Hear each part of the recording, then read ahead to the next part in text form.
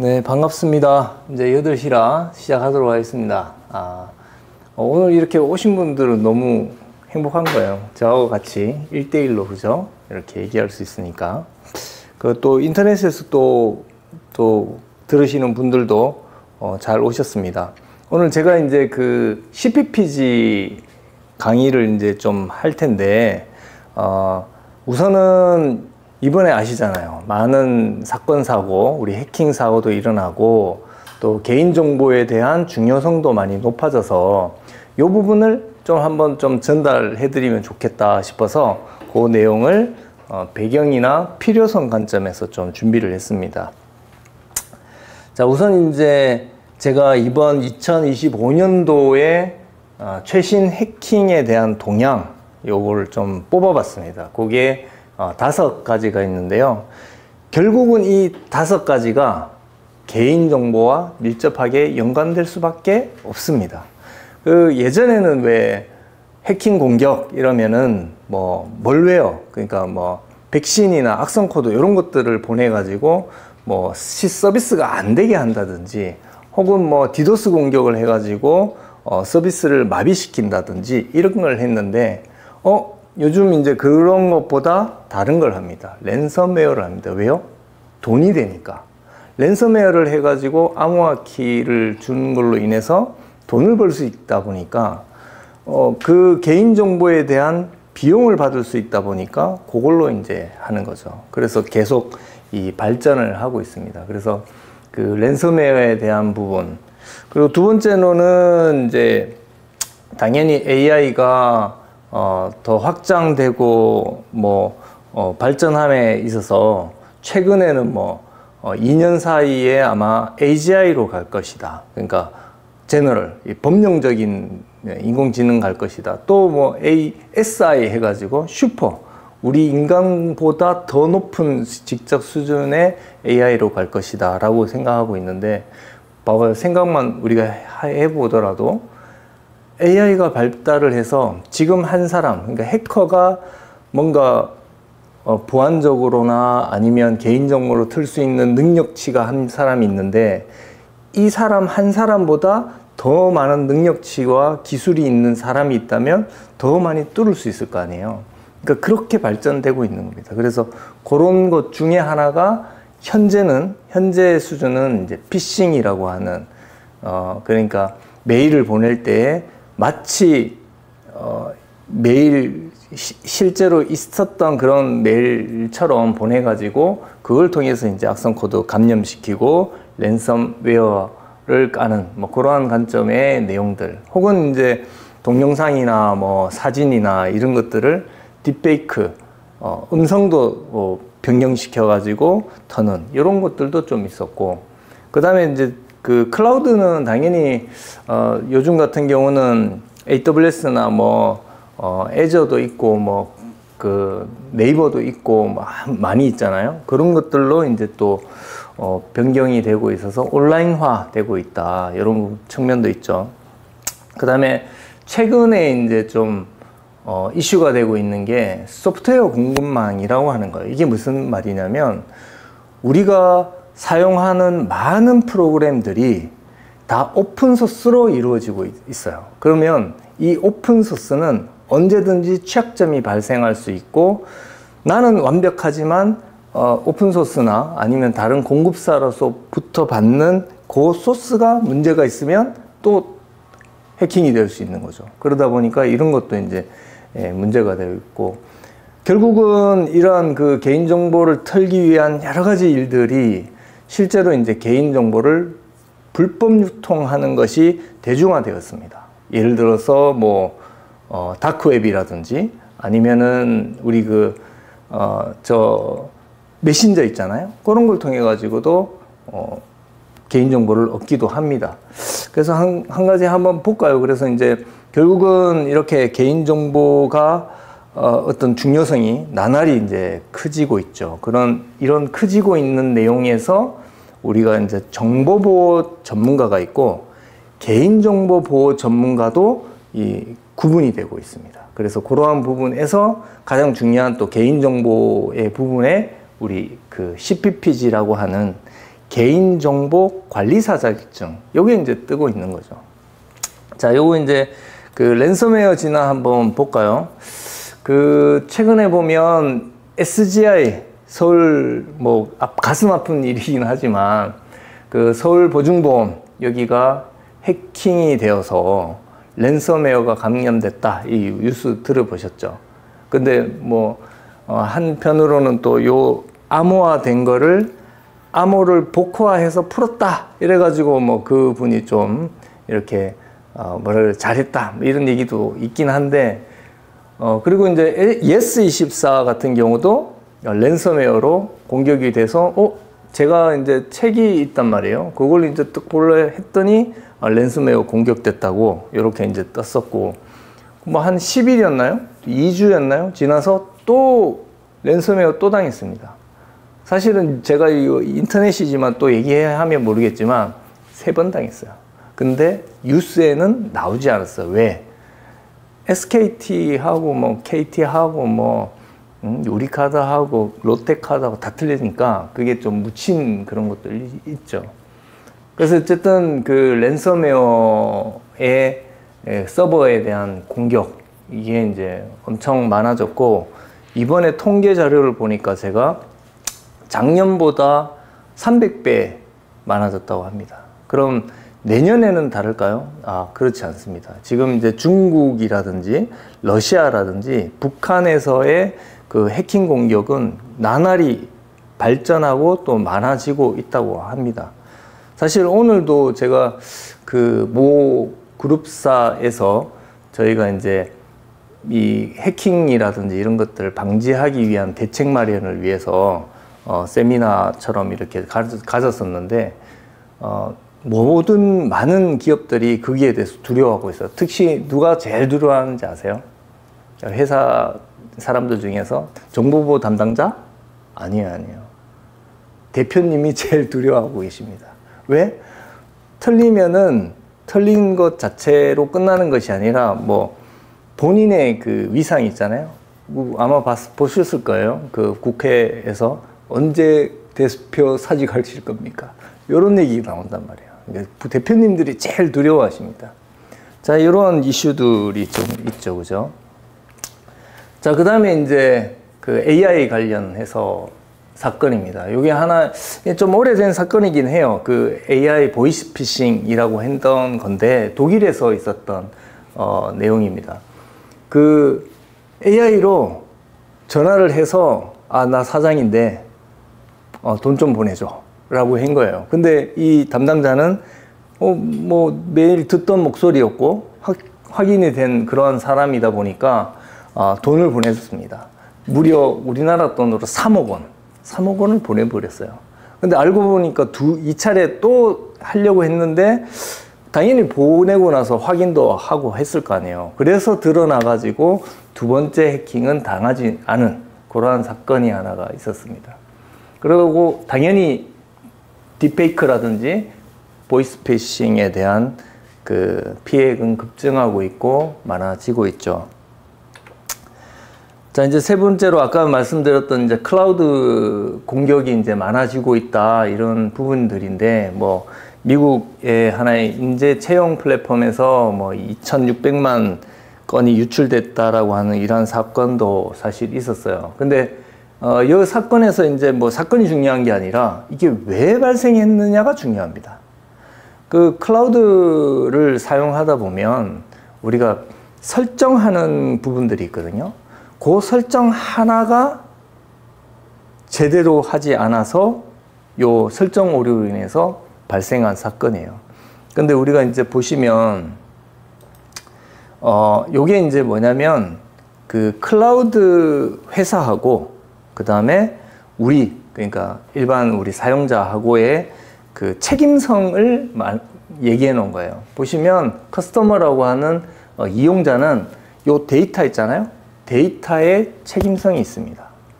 데이터가 뭐예요? 당연히 개인정보겠죠. 요 책임은 AWS에 있지 않습니다. 얘네들은 소프트웨어라든지 이 하단 관리하는 하드웨어적인 부분에서 클라우드 서비스를 하는 것이지, 설정하는 것, 매니징하는 것들, 이런 것들은 다 고객이 해야 되는 거죠. 그래서 그러한 준비, 대비 이런 것들이 필요하다 이런 얘기를 하고 싶은 겁니다. 그래서 뭐 요즘에는 이런 다양한 모델들이 나오고 있어요. 보안을 위한, 클라우드 보안을 위한 모델들 뭐 이런 것들이 많이 나오고 있죠. 자, 그리고 이제 아까 전에 또 얘기했던 그 소프트웨어 공급망이라고 하는 건데 우리나라에서 이제 요거를 또 SBAM 해가지고 SBOM 뭐 이런 식으로 표현하기도 합니다. 요게 뭐냐? 요거예요. 지금 현재 1067개 산업군의 모든 소스 코드에 오픈 소스가 다 들어가 있죠. 100%, 90%, 헬스케어, 뭐 빅데이터, 뭐 모든 것에 오픈 소스가 다 포함되어 있습니다. 그 중에서도 오픈 소스가 차지할 수 있는 그 비율, 요게 이제 거의 뭐 50% 이상 다 차지하고 있죠. 그죠? 보시면. 그러다 보니 이제 오픈 소스에 대한 각각의 개발된 내용들, 이런 것들도 보안 활동이 필요하다. 이런 관점입니다. 그래서 개발자, 공급자, 그리고 운영하는 사마다 보안에 대한 활동이 반드시 있어야 된다. 이런 이론들인데요. 이런 것들을 지금 제가 말씀드리는 요 사항들이 왜 필요하냐면, 당연히 이렇게 해야 고객의 개인정보가 털리지 않는다라는 관점에서 앞으로 계속 발전해야 되는 내용들입니다. 그래서 우리가 CPPG, 오늘 이제 주제가 사실은 이제 CPPG를 합격하기 위한 관점인데, 그 CPPG라고 하는 과정을 위해서는 이런 내용도 이제 알아야 됩니다. 그래서 뭐 이후에 제가 QA를 미리 좀 받았었거든요. QA를 받았었는데 그분들 중에 왜 이렇게 개인정보 관리사가 어려워져요? 왜 이렇게 어려워집니까? 이렇게 말씀을 하세요. 근데 그 이유가 단지 개인정보보호법만 공부해서, 혹은 뭐 개인정보법에 나오는 각 고시, 그러니까 안전성 확보 조치 기준 고시만 공부해가지고 개인정보 관리사를 딸 수 없다는 거예요. 이런 기술적인 측면도 좀 공부를 해야 된다. 이런 부분들을 강조하고 싶어서 제가 좀 가져왔고요. 이런 부분들도 필요하고, 자, 그래서 이제 개인정보가 이렇게 사고를 통해서 침해 사고하고 유출 사고 있는데요. 침해 사고를 통해서 이런 유출이 일어납니다. 그런데 이 유출이 예전에는 이 정도는 아니었는데 다크웹과 텔레그램을 통해 가지고 쉽게 개인정보가 유출됩니다. 요 기사 보시면 우리 개인정보 하나에 3,000원이에요. 3,000원에 판단 얘기입니다. 그래서 전체 이렇게 뭉뚱그려 가지고 봐봐요. 4억 이상을 받으니 뭐 해커들이나 아니면 우리가 공격을 많이 하는 중국이나 러시아나 뭐 북한, 이란 뭐 많이 있거든요. 그러니까 그들이 노리는 것은 바로 돈입니다. 돈. 비트코인을 통해서 돈 벌려고 하는 짓입니다. 그럼 앞으로 없어질까요? 더 많아지죠. 왜? AI를 통한 여러 가지 학습과 자기가 가지고 있는 실력 이상의 기술력을 통해 가지고 다 털 수 있다는 거죠. 그러면 개인정보 관리사, 우리가 이제 개인정보를 좀 공부하는 관점에서 지금 모였는데, 개인정보를 잘 지키기 위한 방법은 뭐냐, 이런 것들을 생각해야 되잖아요. 그래서 이런 게 다 필요한 겁니다. 그래서 실제로 이제 기사 보면 얼마 구하고 싶다 이랬더니 뭐 비트코인 100만 원에 이거 주겠다 이럽니다. 그리고 실제로 여권을 그대로 샘플로 보여준대요. 네, 그런 내용들이 좀 담겨 있습니다. 요게 지금 이제 현재 2025년도의 해킹 동향이라고 할 수가 있겠고요. 사실 이제 이러한 부분들이 아까 말했던 이 자격증, 그 CPPG라고 하는 자격증이 필요성이 될 수 있습니다. 혹시 그 CPPG 내용은 좀 알고 계세요? 한번 들어보셨어요? 그래서 이제 CPPG가 좀 유명해진 것은 제가 봤을 때 개인정보 관련한 자격증이 많이 없어요. 보시면 그거 한번 보여드릴게요. 먼저 자, 개인정보와 관련된 자격증이 우리나라 국내 정보보호 관련 자격증 현황인데 요 위에 보시니까 뭐예요? 그 CPPG하고 CPPF라고 있는데 취급사니까 좀 이렇게 좀 한 단계 떨어지는 겁니다. 근데 어쨌든 개인정보관리사라고 하는 게 요거 하나 있고요. 요 하나 있고 요 하나 가지고 우리 고시에 적혀 있는 부분하고 아이스메스라고 하는 이런 자격 요건에 개인정보 경력 1년을 쳐줍니다. 이 CPPG가 민간 자격으로는 유일하게 법적인 경력을 쳐주는 거죠. 그렇기 때문에 사람들이 요거 이제 많이 딸라고 하는 거죠. 요 내용들이 있죠. 자, 요거 또 말씀을 드릴 텐데 우선 이제 요거 보자고요. CPPG는 어떻게 구성되어 있나? 자, 응시료가 비쌉니다. 13만 원. 왜냐면 민간 시험이기 때문에 좀 그렇고. 그리고 시험도 1년에 3번 칩니다. 3번. 3번 치고 이번 우리 이제 그 CPPG에 저하고 같이 이제 공부를 하게 되면 46회라고 해서 12월 7일 날 치는 요 시험에 참여할 수 있어요. 근데 여러분들 뭐 소문일 수도 있지만 우리가 3번째 시험 중에 12월 달 치는 시험이 좀 쉽다고 알려져 있긴 합니다. 실제로. 근데 지난번 시험 너무 어려웠어요. 다들 막 나오면서 막 울고 그러시던데 어쨌든 이번이 기회다 이런 말씀을 좀 드리고 싶고 문항수는 보면 지금 100문항입니다. 그래서 5가지의 하나의 그 항목들로 나눠져 있는데 개인정보가 뭐냐, 개요가 뭐냐, 뭐 개인정보가 어떻게 구분되냐, 뭐 이런 내용들이 이제 이해에 있고 그 다음에 이제 제도는 법이죠, 법.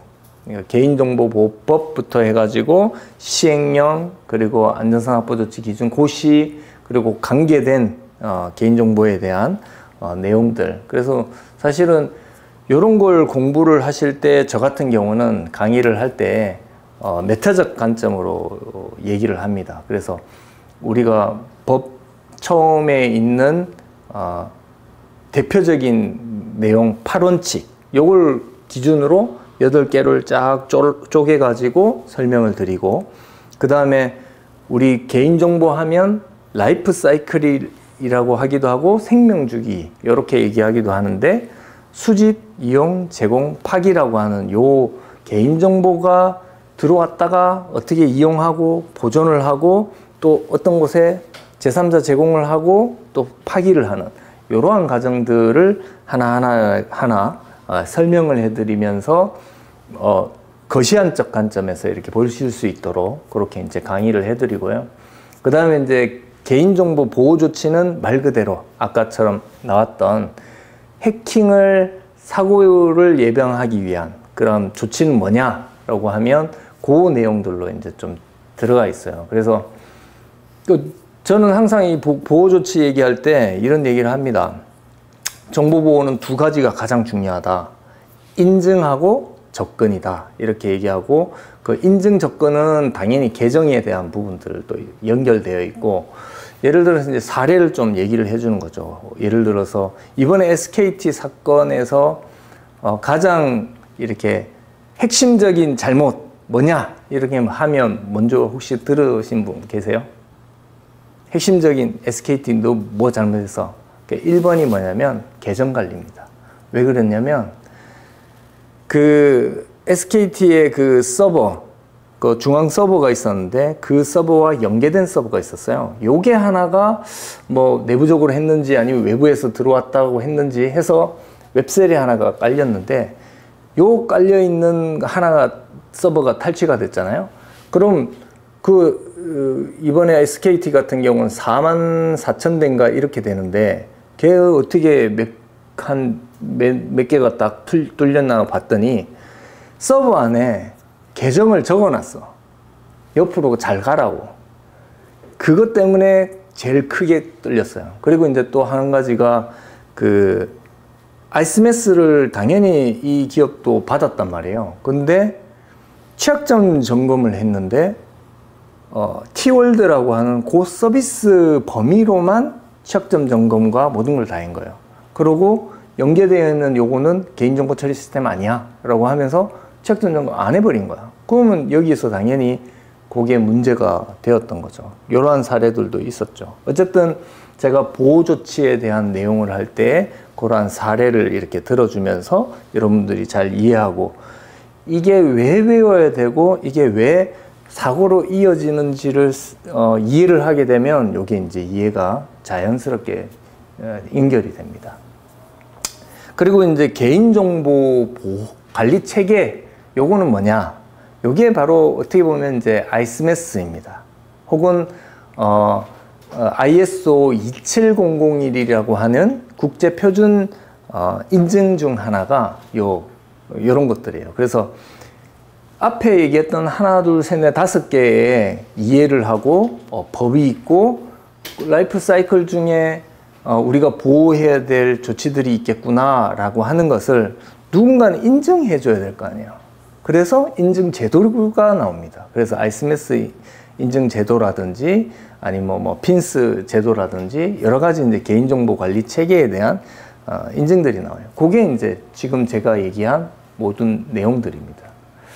자, 그래서 요거를 우리가 이제 아이스메스 CPPG를 잘 따기 위해서 제가 얘기하는 이제 솔데스크 강의 충실히 들으시고, 그 다음에 제가 제공하는 키즐렛이 있어요.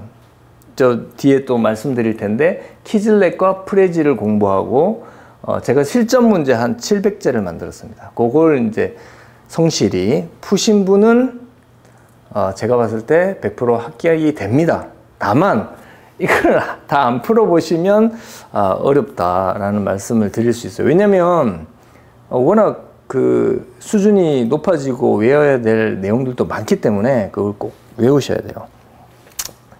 자, 아까 전에 그 자격증에 대한 내용들 좀 말씀을 드렸는데 CPPG는 어떻게 보면 그 개발자, 기획자, 그 다음에 정보보호 담당자가 모두 공부해도 좋은 뭐 프로그램이라 볼 수 있어요. 왜냐하면 개인정보는 모든 회사에서 다 필요한 것이고 내 삶에도 필요할 뿐만 아니라 그 연관된 각각의 회사들이 다 중요시할 수 있는 프로그램이라고 볼 수 있어요. 그래서 이런 자격증을 얻는 것은 어떻게 보면 정보 보호를 하기 위한 저는 이제 발걸음이라고 생각합니다. 첫 발걸음이라고 봐요. 그걸 따고 나면 CPPG를 따고 나면 그 이후에 보안기사나 혹은 뭐 PR라든지 아니면 뭐 아이스메스라든지 이런 것들을 도전하실 수 있어요. 근데 보시면 합격률을 한번 우리가 좀 얘기를 해보자고요. 합격률. 지금 보시면 이 보안기사입니다. 보안기사인데 합격률이 몇 프로예요? 심지어는 2%도 있어요. 너무 어렵죠. 너무 어렵습니다. 지금 아마 한 10%대 이렇게 온 것 같고, 그럼 CPPG는 합격률이 어느 정도 되느냐? 예전에는 이게 한 3, 40% 했거든요. 근데 최근에는 20% 많이 떨어졌습니다.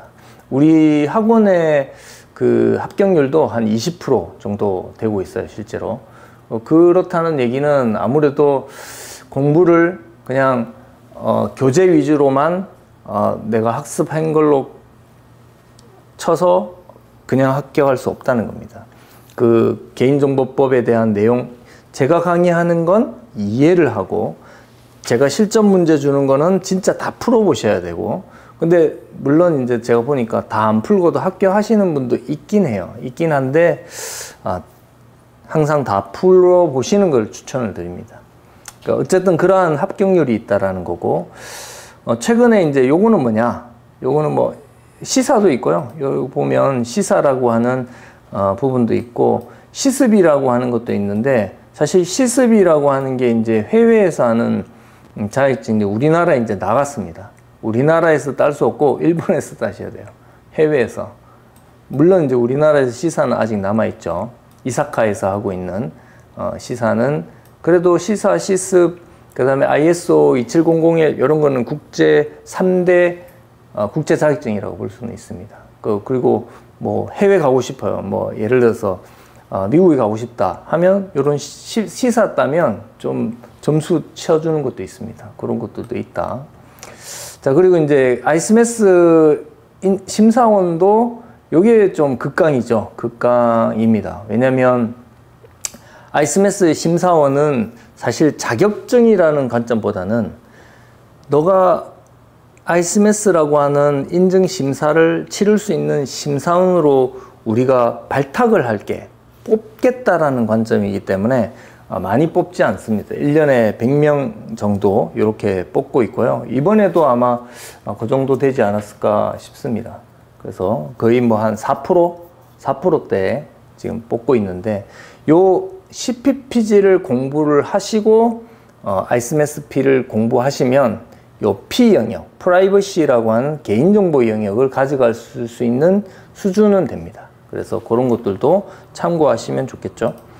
자, 그리고 이제 요거는 이제 아까 전에 CPPG의 응시자에 방금 말씀드렸던 요 CPPG를 따면 1년의 인증 기간을 줍니다. 그래서 이게 고시에 있다라는 거고요. 그리고 특히 이제 우리 CPO라고 하는 개인정보 보호 책임자, 우리 회사마다 다 CPO가 있어야 되는데, 요거에 대한 자격 인증에서 보시면 CPPG는 아니에요.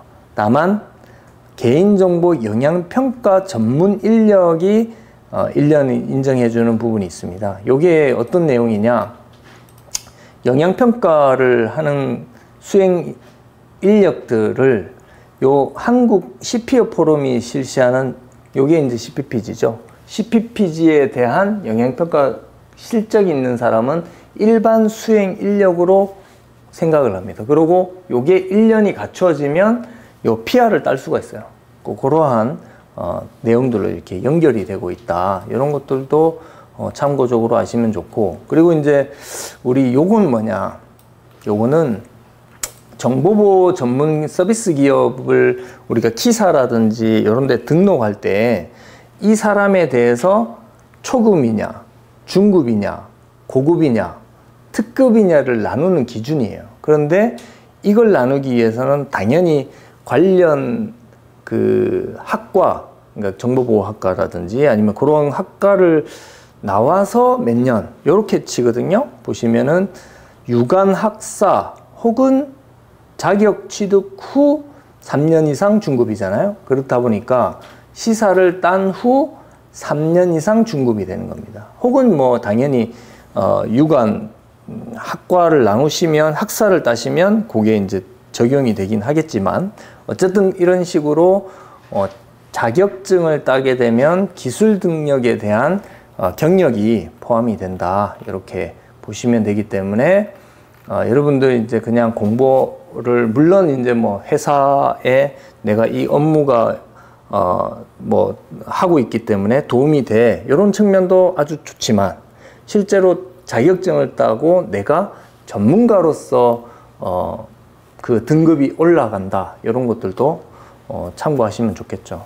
그리고 당연히 우리가 이제 궁금해야 할 하나의 부분이긴 한데, 이게 뭐냐면 소프트웨어 기술자 평균 임금이 표입니다. 나라에서 통계법에서는 이제 마련한 내용인데, 제가 그거를 이제 순위를 월 평균 임금 순위로 이렇게 쭉 나눴어요.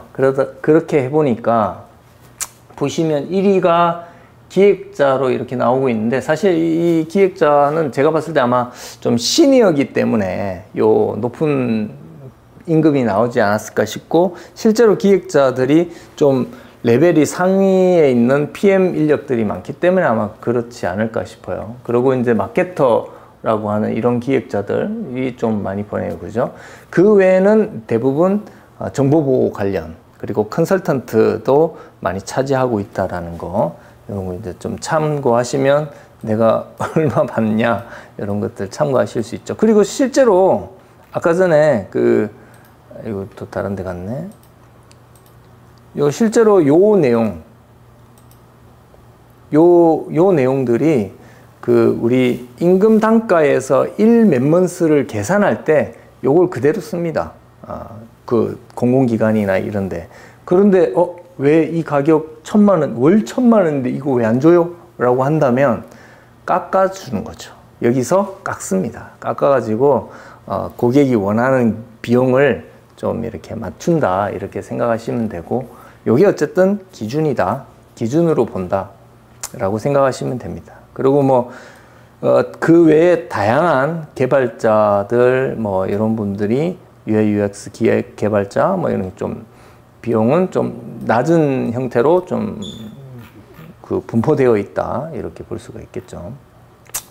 자, 그러면 마지막으로 이제 효과적인 학습 방법입니다. 제가 지금까지 이제 왜 개인정보를 공부해야 되느냐라고 하는 측면에서 침해 사고가 일어나고, 침해 사고를 인해서 유출 사고가 일어나고, 그걸 노리는 것은 개인정보에 대한 비용, 돈 얻기 위한 이런 활동들을 많이 하기 때문에 개인정보 관리사를 따면서 자기의 수준을 높이면 개인정보를 보호하고 안전하게 활용할 수 있는 이러한 측면들을 공부할 수 있으니까 얘가 무조건 필요하다, 이런 얘기를 했고, 그러면서 두 번째로 이제 CPPG라고 하는 이 자격증이 실제로 따면 내 경력이나 아니면 내 커리어상, 그리고 내 기술 등급상, 또 급여적인 측면에서도 많은 도움이 될 수 있다라는 설명을 드렸는데, 이제 그럼 뭘 공부해야 되나요? 내가 뭘 공부해서 요거 CPPG 딸 수 있나요? 요거죠. 자, CPPG 구성은 메인은 사실은 이 법입니다, 사실. 왜냐면 법에서 개인정보를 수집할 때는 당연히 동의받아야 돼. 혹은 뭐 법률에 명확하게 있어야 돼. 요 내용이 요 15조에 있습니다. 그래서 보면 제 같은 경우는 이런 걸 동법 공개 급전공 이렇게 해서 두음을 외우게 해요. 보면 뭐 동의를 받은 경우 동, 그 다음에 법률에 대한 법, 이렇게 그런 식으로 할 수 있도록, 학습할 수 있도록 제공을 해드립니다. 이런 것들을 이제 아셔야 되고, 그 다음에 이제 요 보시면 이제 개인정보보호법, 그 다음에 표준 개인정보보호 지침, 안전성 확보 조치 기준, 이런 내용들을 다 좀 학습을 해야 되고요. 그 다음에 개인정보 보호위에서 발행하고 있는 각각의 안내서들, 해설서들, 이런 것들을 다 보셔야 됩니다. 보면 최근에 나온 기준에 따르면 한 34개나 되네요. 그죠? 요거하고 또 포함합니다. 그 한국인터넷진흥원에서 발급한 기준 안내서 보면 개인정보 관련한 해설서도 엄청 많죠. 그죠? 요거를 다 학습을 해야 합격을 할 수 있는데요. 요걸 다 너무 많잖아요. 너무 많고 어렵기 때문에 제가 우리 그 커리큘럼 상에 요 내용들을 다 각각의 형식대로 내용대로 정리를 해가지고 이러한 내용들로 만듭니다. 그래서 출제 문제를 요와 같이 1회부터 보면 개인정보의 2회부터 해서 한 몇 대까지 있죠? 한 700문제가 있습니다. 그래서 또 100문제씩 3개가 있어요. 300문제가 1번부터 100번까지 그냥 풀어볼 수 있는 그러한 문제들도 있기 때문에 실습을 하실 수가 있고요. 그 다음에 키즐렛 같은 경우가 어떤 거냐면 그냥 단어장 맞추기예요. 그러니까 우리가 법이 개인정보 그 시행령에 있는 35조에 있는 내용인데, 영향평가에 대한 대상 뭐예요? 이렇게 하면 여기 땡땡 돼 있죠. 마스킹이 이렇게 되어 있습니다. 몇만 명이에요? 50만 명이다. 이렇게 이제 클릭하면 보이고, 클릭하면 보이고, 이런 식으로 본인이 학습을 할 수 있습니다. 그게 이제 한 1000문제 돼요. 보시면 두모음, 문제은행, 뭐 QA, 모음, 이렇게 있죠. 핵심 암기 있죠. 이런 것들을 공부를 하셔야 돼요. 그래서 이런 것들도 포함이 되어 있고, 그 다음에 제가 이제 강의를 사실 이제 뭐 강의하고 또 하다 보니까 당연히 이제 이럴 때 소통도 하지만 클래스룸을 통해서 같이 소통을 합니다. 그래서 옆에 보시면 이렇게 이제 솔데스크에 수업 영상 보기가 있어서 1회차 영상 한 것들을 다시 볼 수 있어요. 그거를 6개월 볼 수 있나요? 어쨌든 1년 동안 요거를 보실 수가 있습니다. 요거 보실 수 있고, 또 여기 보시면 뭐 질의응답도 제가 계속 해드리고 있고, 이러한 부분들을 함께 이렇게 소통하면서 갈 수 있다. 자, 그리고 이제 드리는 하나의 컨텐츠들이 아까 말했던 퀴즐렛, 강의 자료, 그 다음에 문제집, 이런 것들을 다 제공을 하고 있고, 사실은 제가 스파르타식 자율학습을 좀 하려고 했어요. 가장 중요한 건 사실 자율학습이거든요. 그래서 스파르타 매일 푸세요.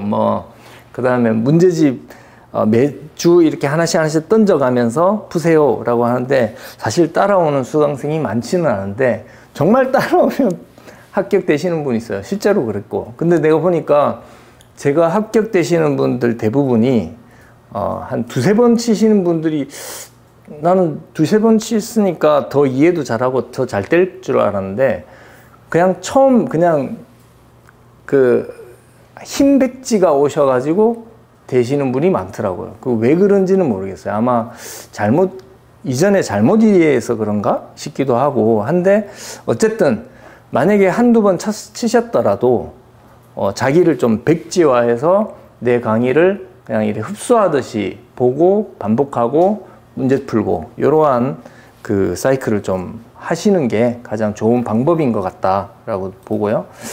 그래서 이번에도 이제 CPPG 시험 그 강의는 우리가 11월 1일부터 합니다. 여기 보시면 11월 1일부터 진행을 해서 4주간 7시간인가요? 그렇게 이제 4주간 진행이 되게 되고, 실제로 시험은 7일날 치거든요. 그래서 2주간의 여유 동안 또 핵심 암기라든지 이런 것들을 하시고 요때 시험을 칠 수 있도록 지금부터 시작해도 늦지는 않다. 다만 이 문제들을 다 푸시기가 어려울 수도 있어요. 푸시는 사람이 사실 좀 승자라고 보는데, 어쨌든 그런 식으로 해야 된다라는 거고요. 그리고 이제 제가 아까 말했던 그 개인정보의 어떤 흐름 이해를 위해서 어떻게 보면 지금 여러분들이 회사에서 흘러가고 있는 개인정보에 대한 내용, 이런 것들 통해 가지고 이렇게 공부합니다. 개인정보보호법을 제가 각각의 내용들로 다 나눠놨어요. 쪼개놨어요. 그래서 개인정보 수집 처리가 가장 중요해요. 요 내용 좀 공부하고, 혹은 첫 번째는 당연히 요 정의하고 보호원칙들 공부를 하게 되거든요. 그렇게 해서 딱 누르면 그 보호원칙에 대한 내용들을 확인하고, 이렇게 이제 들어갔다가 나왔다가 하면서 내가 이 하나의 항목들을 다 흡수를 하는 겁니다. 그렇게 하는 것이죠. 그렇게 해서 예를 들어서 아까 전에 얘기했던 개인정보보호법에 대해서 몇 가지가 있는데, 요걸 하기 위해서 요런 두음을 봉법 공개 급전공 이렇게 외우고, 항목에 대한 꼭 필요한 거는 목함기거 이렇게 외워라, 이렇게 제가 자세히 설명을 해 드립니다. 자, 이러한 방법으로 학습을 하실 수가 있고요. 자, 그리고 최근에 제가 이제 AI 시대다 보니까 여러분들한테 이제 좀 팁을 드리면, 그 노트북 LM이라고 하는 구글 툴이 있습니다. 혹시 들어보셨어요? 처음 들어보셨나요? 이거 너무 좋아서 제가 좀 소개를 드리는데, 그 노트북 LM이라고 하는 요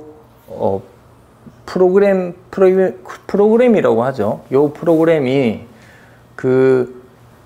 우리 아까 전에 제가 그 사례집이라든지 여러 가지 그 얘기를 했죠. 안내서, 해설서 다 봐야 된다, 이런 얘기를 했었는데, 얘를 다 가지고 오고 얘를 사실을 바탕으로 해서 나만의 AI를 만들 수가 있어요.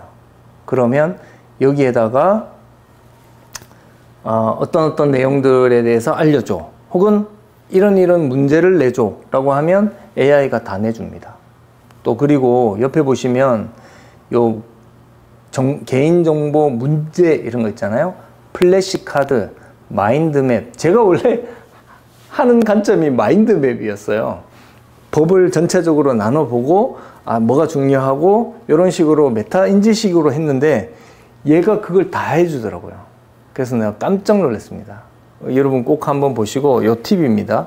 그래서 제가 하는 강의와 문제지를 풀면서 이 LM을 이용해 가지고 자기만의 인공지능을 좀 돌려보면서 학습하는 요 과정까지 이번에 좀 들어갈 수 있도록 좀 안내를 좀 하려고 합니다. 그래서 이런 것들 도구를 활용하면 좋다, 이런 얘기고요. 자, 지금까지 어떻게 보면 학습에 대한 저의 강의와 문제집과 단어장 보고 AI 시대에 이런 학습 도구를 좀 활용해서 다차원적으로 좀 공부를 하면 좋겠다는 거고, 제가 팁을 말씀드리면 어떤 합격생은 제 유튜브 강의가 있잖아요. 요거를 한번 듣고 집에 이제 갔을 때 한 1.5배속 혹은 2배속으로 운동할 때마다 들었대요, 그냥. 예, 그렇게 한 3번을 들었답니다. 예, 그런 식으로 계속 반복을 하면 좋다, 이런 겁니다. 그리고 이제 마지막으로 우리 사전 질문을 좀 했습니다. 그래서 사전 질문 많이 또 질문을 많이 해주셨는데요.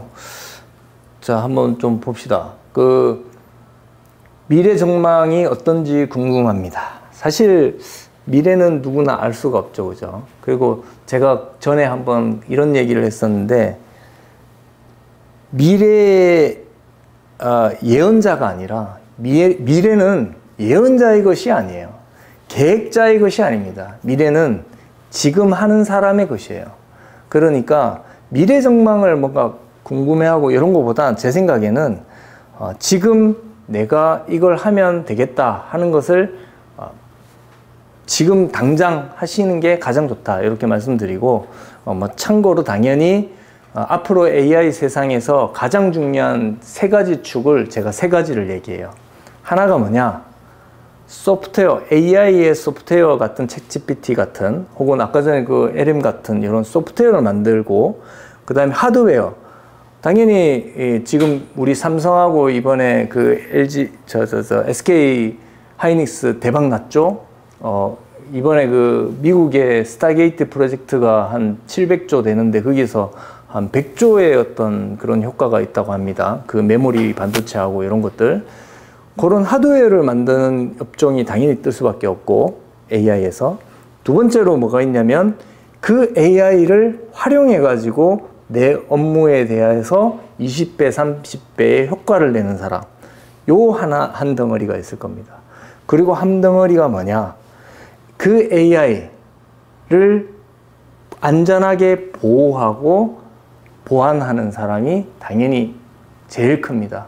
여러분 보세요. 제가 최근에 내과학자분하고 좀 얘기를 하면서 제가 깨달은 게 어떤 거였냐면, 앞으로의 미래는 로보틱스처럼 AI가 마치 우리의 노동력, 예전 봉건시대 저런 데 가면 노예 제도가 있었잖아요. AI의 기계가 노예화 되는 겁니다. 노예 인력이 1000만 명 생기는 거예요. 그러면 우리 기존에 업무를 하는 사람들의 내용은 자본가가 아니면 그냥 시민입니다, 시민. 자, 이러한 상황에서 필요한 거. 그러니까 기계가 바이러스 걸리면, 옛날에 노예도 바이러스 걸리면 죽잖아요. AI도 마찬가지, AI 시대에서도 요 AI에 대한 로보틱스나 AI에 대한 방어, 안전하게 쓰는 거, 요거 가장 중요합니다. 그렇게 제가 생각하기 때문에 미래 전망이 밝다, 이렇게 말씀드릴 수 있고, 두 번째로 인프라 시스템 관리자, 이런 얘기는 제가 매번 듣는데 당연히 오히려 도움이 됩니다. 왜냐면 인프라든 아니면 기존에 다른 일을 하셨던, 정보 보호를 하셨던, 개인정보를 하는 거는 다 똑같은 레벨에서 시작할 수밖에 없고요. 여러분들이 인프라나 이런 거에 대한 지식 구조가 더 많기 때문에 보호 좋지 않은 부분에서 상당한 베니핏이 있을 겁니다. 그리고 세 번째로 보니까 첫 시험 봤었대요. 그래서 난이도가 역대 최악으로 다들 들었습니다. 인터넷 강의 수강만으로 따라갈 수가 없던데 이것도 반영해서 풀이해 주시나요? 이 부분이 아까 전에 제가 말했던 AI를 통해 가지고 최근에 나오는 이슈나 이런 것들을 뽑아서 질의하고 학습하는 이러한 부분들을 제가 추가를 할 겁니다. 그래서 그런 부분들이 추가가 될 수밖에 없게 됐어요. 예전에는 딱 정해져 있는 어떤 그 문제와 이런 것 패턴이 있었는데 최근에는 좀 더 어려워지고 있기 때문에 최신 동향들을 많이 따라가야 됩니다. 그래서 그런 것들이 필요하다. 자, 제가 아까 그 시간은 네 번째죠. 시험이 있는데 개강 날짜가 너무 늦지 않느냐. 당연 한 달만 빡세게 하면 가능합니다. 그죠? 그리고 이제 합격률 얘기했죠. 한 20% 된다고.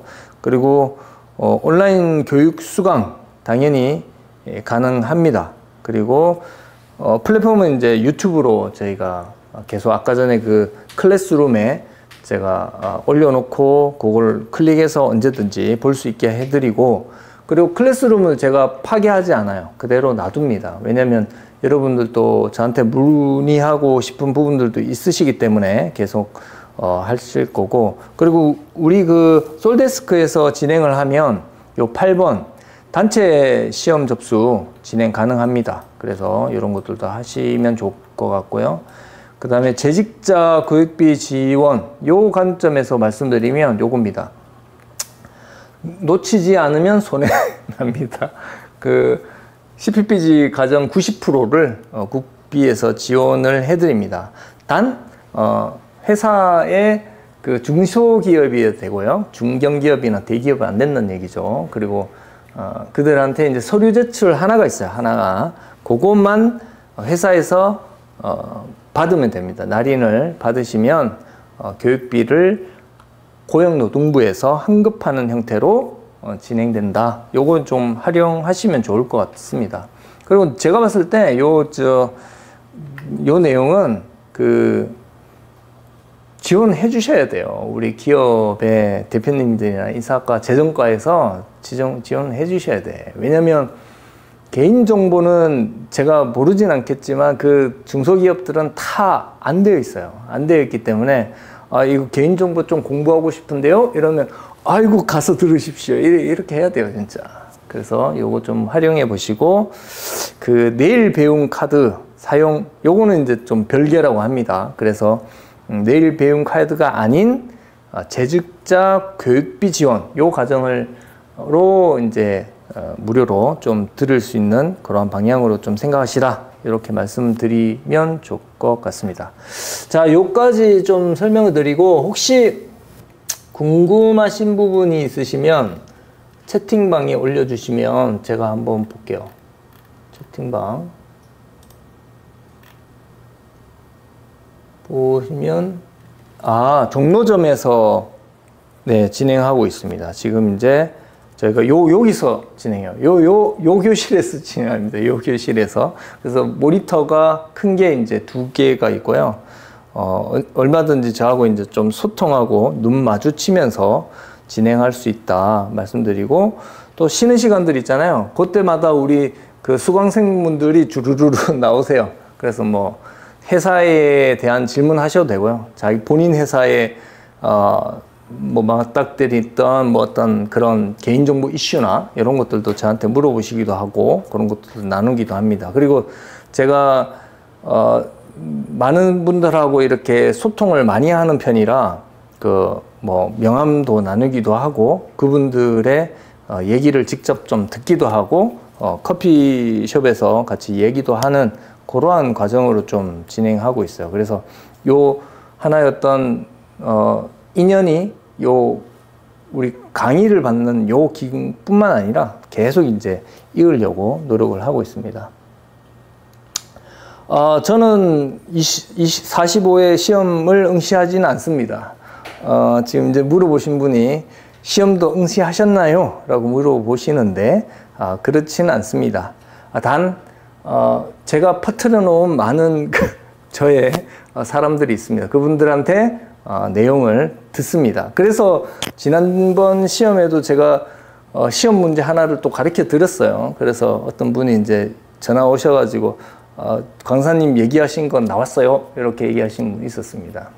그 CSAP에 대한 내용이었죠. 그런 것들도 있습니다. 그래서 제가 늘 아까 말씀드렸듯이 소통하시는 분들이 몇 분 계시고 또 그분들 지금도 마찬가지예요. 이번 그 기수가 VFP 4기인데 이분들하고도 또 소통해서 제가 시험 치는 날 또 가서 또 얘기도 하고 바로 이제 휘발되기 전에 내용을 제가 좀 듣습니다.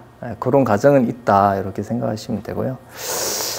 네, 강의 녹화본도 계속 진행이 됩니다. 네, 그렇습니다. 또 혹시 뭐 궁금하신 사항이 있으신가요? 이거 합격 과목당 사실 총점이 60이잖아요. 네네네, 맞아요. 과목 하나에서 예를 들면 40% 꽈락이 있습니다. 네. 그러면 탈락이에요. 네. 네. 평균 점수가 아까 전에 뭐 말씀을 못 드렸는데 100문제 중에 평균 점수가 60점 이상이어야 합격이에요. 60점 되면 합격인 거죠. 근데 아까 전에 5과목이 있댔잖아요. 그 중에서 40점 이하다 하면 불합격입니다. 예, 그래서 과목 중에서 20문제, 10문제, 15문제인데 맞아요. 그 중에 하나가 40% 미만. 네. 그래서 제가 보니까 두 번째 과목, 세 번째 과목, 네 번째 과목 잘 쳤는데 5째 과목을 당연히 풀어야 될 거 아니에요. 시간이 없어서 못 푸셔가지고 5번째를 40점 이하가 그렇게 떨어지신 분도 계세요. 네, 그런 분도 계시고. 자, 문제풀이도 문제풀이를 같이 해줄 시간은 없습니다. 여러분들이 푸셔야 되고, 제가 문제만 주는 게 아니라 틀렸던, 맞던, 문제에 대한 해설이 나가요.